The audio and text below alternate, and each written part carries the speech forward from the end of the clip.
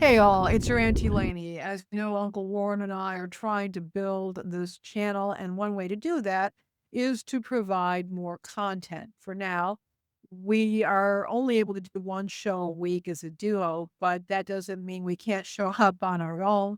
I have been promising you some content that includes my love of cooking and wine, along with a bit of political and news commentary. This week, I'm ramping things up with some pre-records, which I will run as premieres on YouTube, and then later I'll move over to live streams.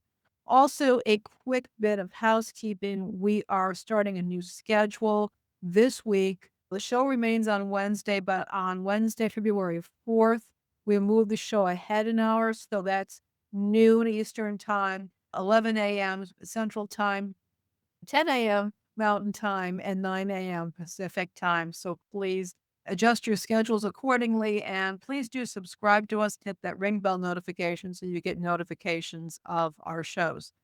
In any case, I figure it's appropriate that I'm beginning this show on the very last day of dry January. As many of you are aware, I really do like wine, but I try to take some time off every year, either dry January, sober October, or another period of time. And this year, I didn't know quite what I was letting myself into, but I made the decision to do it in January. And I decided to raw dog this month, and it's been something else. But I have some reflections about that experience.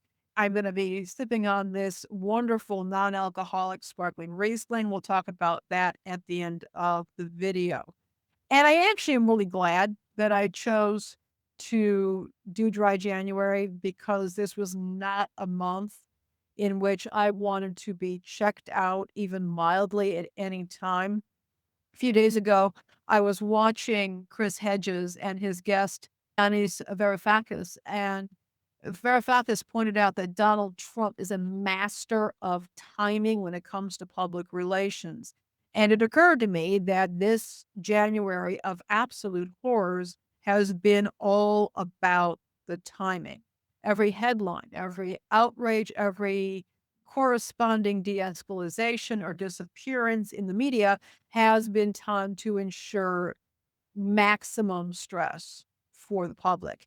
And last weekend, as I was beginning to really worry that our republic might be coming to an end, then announcement was made that Greg Bavino was being pulled out in Minneapolis and things were calming down a little bit. But then a few days later, we learned that Don Lemon had been arrested along with another journalist in connection with the church protest in Minneapolis, which reignited confusion, concern, angst, and anger. Our anger arrives. Hope steps in only to be dashed away, and the cycle repeats.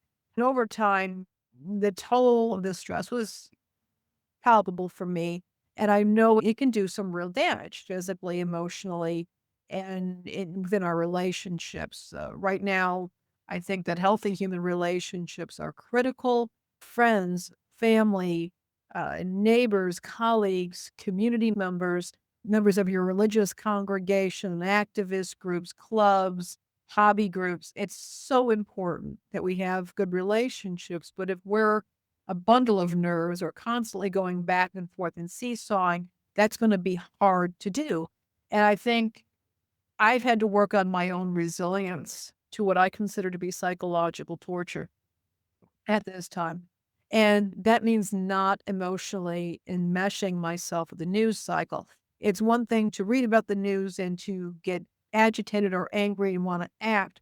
But when I found myself getting bound up in the lulls, that's an issue. It seems to me that what's happening is we're getting a release of a pressure valve, but it just gets end up tightened again.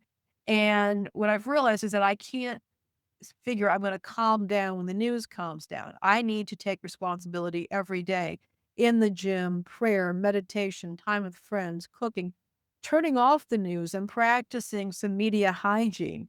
That's what I have to do to keep myself going right now. In any case, I'm heading up to Chicago this week for my birthday. Spend time with my friends up there. And I'll be doing probably more of these videos while I'm away. And of course, you're going to see us on Wednesday. It's Eins, Zwei, Zero.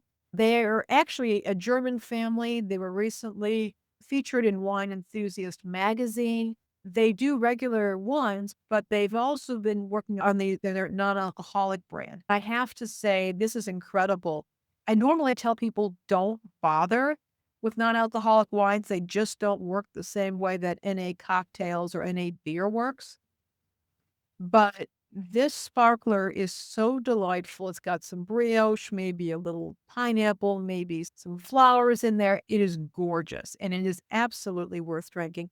This whole can does come in a bottle, but you can also get in a can. This can is about 8.5 ounces, got 40 calories in it. So if you're looking for a nice, wonderful celebratory beverage or just something to relax with, you don't want the alcohol, you don't want the calories, your Auntie Lainie recommends this one. All right.